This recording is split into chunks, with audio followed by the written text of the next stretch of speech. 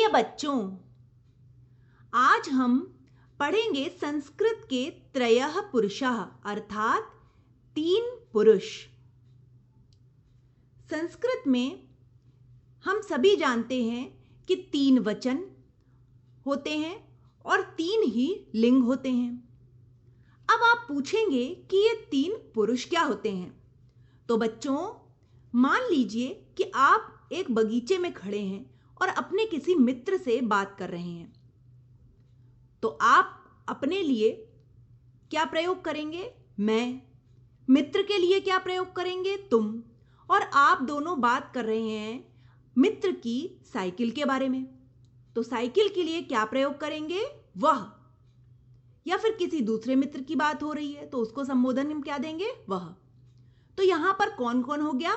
एक मैं, एक तुम और तीसरा वह, जिसके बारे में बात हो रही है। तो इस प्रकार कितने पुरुष हो गए? 3। प्रथम पुरुष, मध्यम पुरुष और उत्तम पुरुष। अब हम जानेंगे कि संस्कृत में जिस प्रकार 3 लिंग और 3 वचन होते हैं और उनका प्रयोग होता है, उसी प्रकार इन तीनों पुरुषों का किस प्रकार तीनों लिंगों और तीनों वचनों में प्रयोग होगा, यह भी जानेंगे। तो तीनों लिंगों में संज्ञा और सर्वनाम प्रथम पुरुष के कर्ता होते हैं। लिंग एवं वचन के अनुसार इनके रूप किस प्रकार बनते हैं, आइए देखते हैं। तो सबसे पहले एक वचन, द्विवचन और बहुवचन। हम रूप बनाएंगे प्रथम पुरुष के, यानी कि कर्ता के। प्रथम पुरुष का कर्ता होता है। अब सबसे पहले पुल्लिंग के रूप बनाते हैं। तो पुल्लिंग में संज्ञा शब्द लेते हैं अश्वः। अश्व शब्द लेते हैं तो उसका क्या रूप बनेगा? एक वचन में इस प्रकार लिख लेते हैं। और इसका सर्वनाम शब्द बनेगा सह, यानी कि वह। द्विवचन में बनेगा अश्वौ। सर्वनाम शब्द क्या बनेगा? तौ, वे 2। और बहुवचन में बनेगा अश्वाह और इसका सर्वनाम शब्द बनेगा ते, अर्थात वे सब।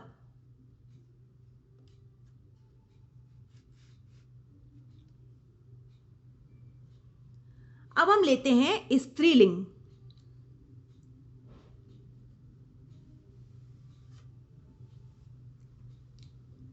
ये था पुल्लिंग का, अब हम लेंगे स्त्रीलिंग का रूप।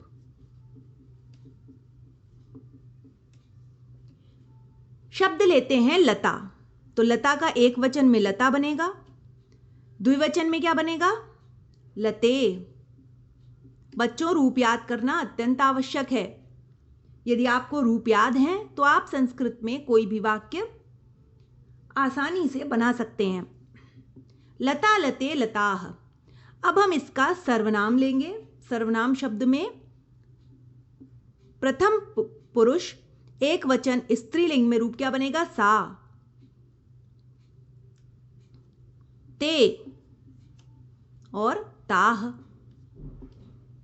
नपुंसक लिंग में क्या बनेगा, वो भी देख लेते हैं।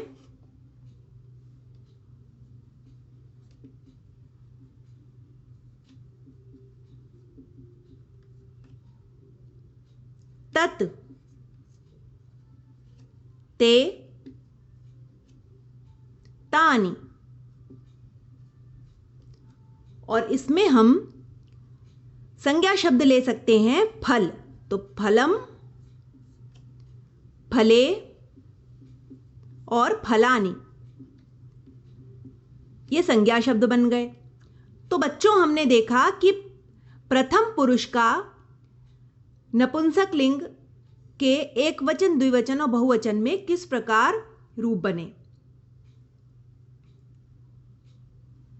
अब हम देखेंगे कि प्रथम पुरुष पुल्लिंग में किस प्रकार हम सर्वनाम शब्दों का प्रयोग करके अपने वाक्य बना सकते हैं। तो सबसे पहले हम लेते हैं प्रश्नवाचक शब्द किम। किम का अर्थ होता है क्या या कौन।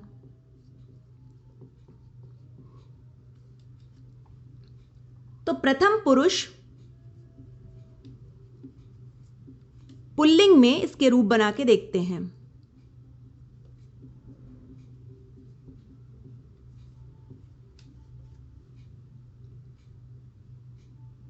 एषः कः अस्ति। यह है प्रश्न, एषः कः अस्ति। अब इसका उत्तर क्या है? एषः कोई भी नाम ले सकते हैं, रामः अस्ति।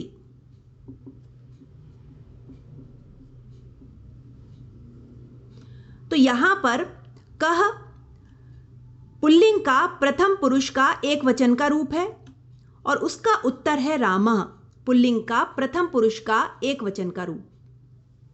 इसी प्रकार स्त्रीलिंग में भी बनते हैं। जैसे हमने अभी पुल्लिंग में बनाया, इसी प्रकार हम स्त्रीलिंग में भी बना सकते हैं।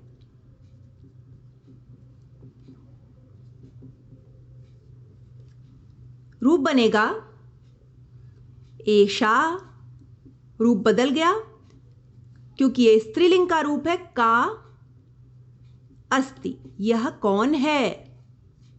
अब हम इसका उत्तर देखेंगे। मान लीजिए हम शब्द लेते हैं अलीशा, तो उत्तर लिखेंगे एषा अलीशा अस्ति। यह हो गया स्त्रीलिंग का प्रथम पुरुष का रूप। इसी प्रकार नपुंसक लिंग में भी होता है। नपुंसक लिंग का भी रूप देख लेते हैं किस प्रकार बनेगा। नपुंसक लिंग में हम इस प्रकार रूप बनाएंगे। जैसे मान लीजिए मैंने पूछा एतत् किम अस्ति। एतत् किम अस्ति, प्रश्न है किम अस्ति, यह क्या है।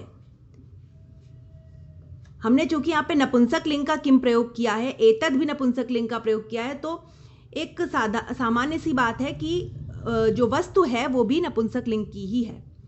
तो इसका उत्तर लिखेंगे एतत् पुष्पम अस्ति।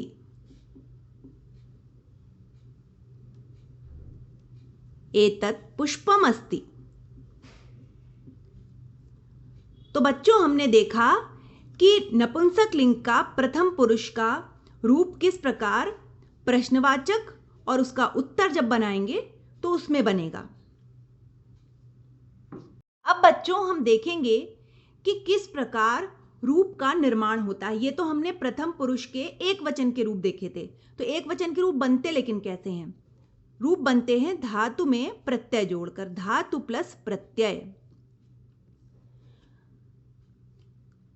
एक वचन, द्विवचन और बहुवचन।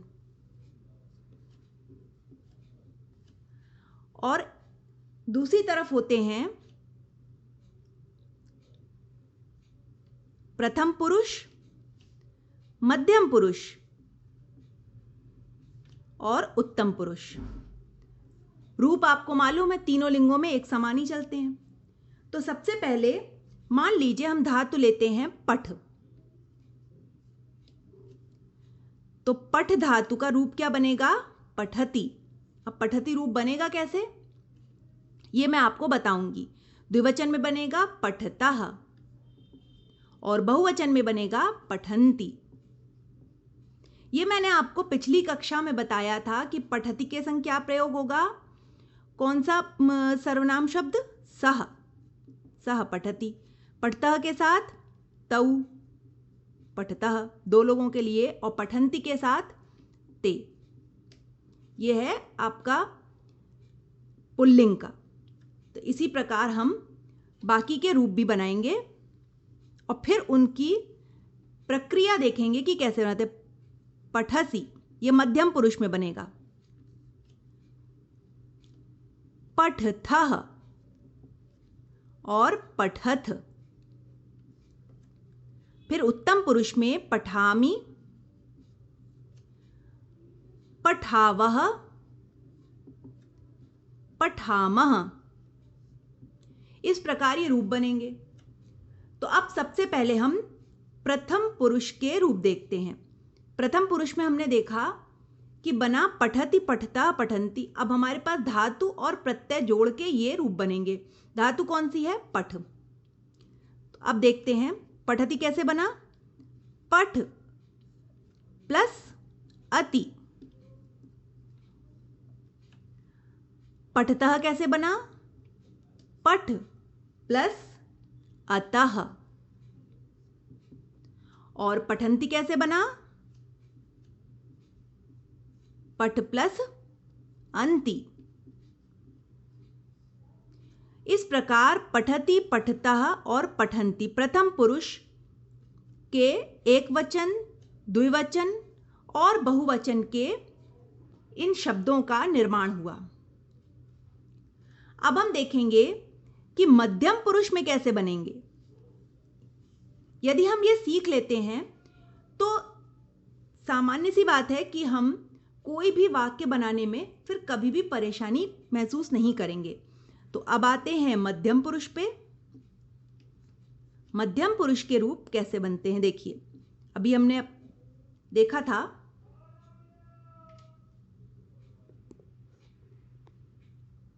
मध्यम पुरुष में रूप कैसे बने थे। पठसि,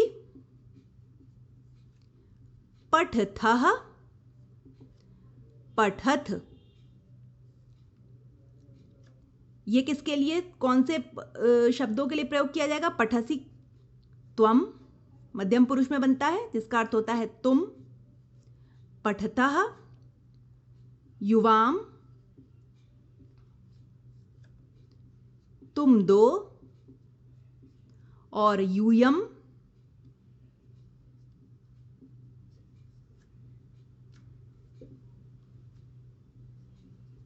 तुम सब। तो अब इसमें देखते हैं पठसि, पठथा, पठत में किस प्रकार ये रूप बने हैं। तो ये तो आपको समझ में आ गया होगा कि पठसि के संग त्वम प्रयोग होगा क्योंकि ये मध्यम पुरुष का है, और पठथा के संग युवाम तुम दो, और पठत के संग तुम सब यानी कि यूयम। अब हम देखते हैं कि इनका निर्माण किस प्रकार हुआ है। तो जैसे हमने प्रथम पुरुष में देखा था पठ प्लस अति, पठति। इसमें क्या बनेगा? पठ प्लस असि, पठसि। पठ प्लस अथः, पठथः। रूप बनाते जाएंगे। पठसि, पठथः, ये दो रूप बन गए। और अब पठत, पठत भी इसी प्रकार बनेगा। पठ प्लस अथ। तो ये हो गया मध्यम पुरुष के रूप। अब हम देखते हैं उत्तम पुरुष के रूप।